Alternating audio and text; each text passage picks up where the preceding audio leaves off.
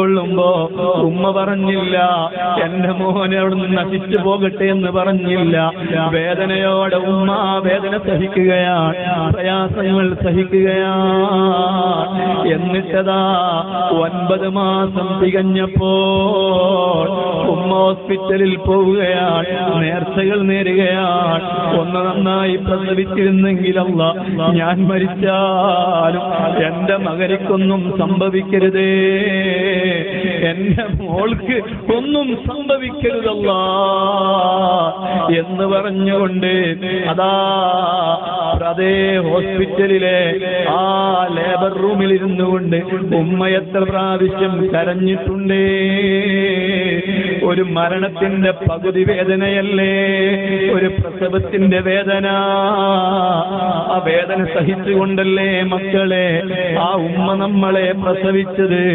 സുബ്ഹാനല്ലാഹ്, പ്രസവിച്ചു കഴിഞ്ഞ് അതാ ഡോക്ടർമാരും നഴ്സുമാരും ആ പിഞ്ചു കുഞ്ഞിനെ ഒന്ന് കഴുകി വൃത്തിയാക്കി ഒരു വെള്ള തുണിയിൽ പൊതിഞ്ഞ് ഉമ്മയുടെ മുന്നിലേക്ക് അങ്ങ് കൊണ്ടുവരുമ്പോൾ 9 മാസക്കാലം ഉമ്മ അനുഭവിച്ച മുഴുവൻ വേദനകളും പ്രയാസങ്ങളും ആ ഉമ്മ മറന്നില്ലേ.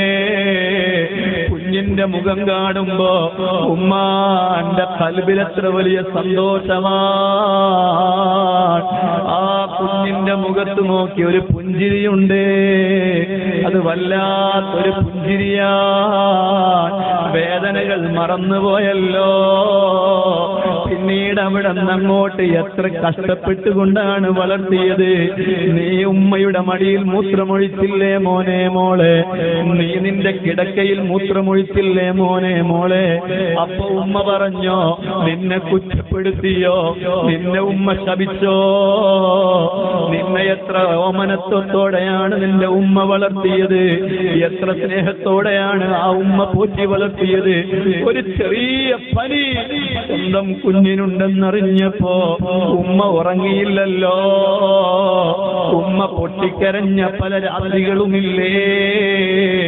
സുബ്ഹാനല്ലാഹ്, നീ രാത്രി പല പരിപാടികൾക്കും പോയി തിരിച്ചു നീ വരുമ്പോൾ നിന്നെയും കാത്തുനിന്ന ഉമ്മയല്ലേ. പലപ്പോഴും നിനക്ക് നല്ല ഭക്ഷണം തരാൻ വേണ്ടി ആ ഉമ്മ ഇന്നലത്തെ കഞ്ഞിയെടുത്ത് കഴിച്ചില്ലേ മക്കളെ. നമ്മളെ ഉമ്മമാരെ നമ്മളൊന്ന് പരിശോധിച്ചു നോക്കിയാൽ നമ്മുടെ മുഴുവൻ ഉമ്മമാരും അങ്ങനെയല്ലേ. മോനെ നീ കഴിച്ചോ എന്ന് പറഞ്ഞുകൊണ്ട് എത്ര പ്രാവശ്യമാണ്. ഒരു പൊരിച്ച കോഴി കഴിക്കാൻ ഉമ്മക്ക് ആഗ്രഹമില്ലാഞ്ഞിട്ടല്ല, പക്ഷേ മോന് വേണ്ടി മാറ്റിവെക്കുകയാണ് ഉമ്മ.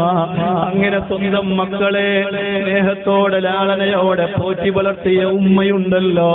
സുബ്ഹാനല്ലാഹ്, എത്ര വലിയ സന്തോഷത്തോടുകൂടെയാണ് മക്കളെ നമ്മളെ ആ ഉമ്മ പോറ്റിയത്, വളർത്തിയത്.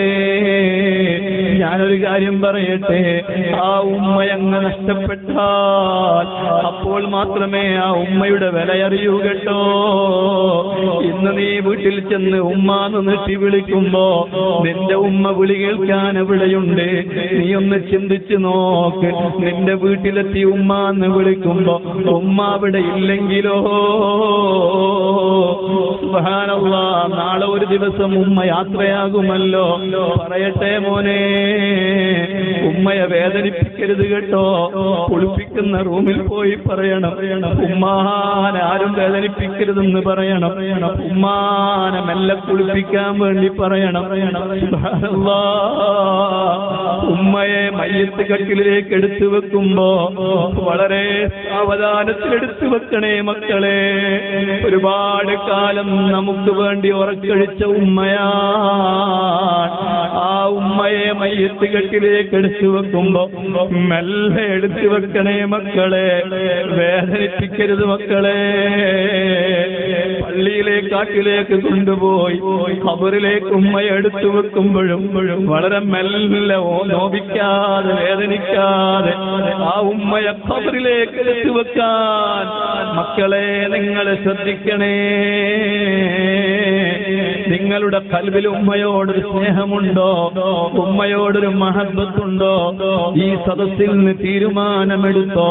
ഇല്ല ഇല്ല, എന്റെ ഉമ്മാനെ ഞാൻ ധിക്കരിക്കൂല, എന്റെ ഉമ്മാനെ ഞാൻ വേദനിപ്പിക്കൂല, എന്റെ ഉമ്മായെ ഞാൻ പ്രയാസപ്പെടുത്തൂല. അതേ, നമുക്ക് വേണ്ടി ജീവിതം തന്ന ഒരു ഉപ്പയുണ്ട് കേട്ടോ അപ്പുറത്ത്. എത്ര പെരുന്നാളിനാണ് നല്ല നല്ല വസ്ത്രങ്ങൾ വാങ്ങിച്ചു തന്നത്. ആ ഉപ്പയിട്ട ചെരുപ്പ്, അതേ പാവപ്പെട്ട ആളിടുന്ന ചെരുപ്പായിരുന്നപ്പോഴും നമുക്ക് നല്ല മുന്തിയ ചെരുപ്പ് നമ്മുടെ ഉപ്പ വാങ്ങിച്ചു തന്നില്ലേ മക്കളെ? ആ മക്കളെ ഉപ്പയെ നന്നായി സ്നേഹിക്കണ്ടേ? ആ ഉപ്പയെ നന്നായി ബഹുമാനിക്കണ്ടേ? ആ ഉപ്പ തരുമ്പോ നിനക്കെങ്ങനെ അവിടെ ഇരിക്കാൻ മനസ്സ് വരും? ആ ഉപ്പയെ കാണുമ്പോ ഒന്ന് എഴുന്നേൽക്കണ്ടേ? നല്ല അതവുള്ള മക്കളാവണ്ടേ? അല്ലാഹുവേ, മാതാപിതാക്കളെ സ്നേഹിക്കുന്ന മക്കളാക്കി ഞങ്ങളെ എല്ലാവരെയും നീ മാറ്റണേ അല്ലാഹ്.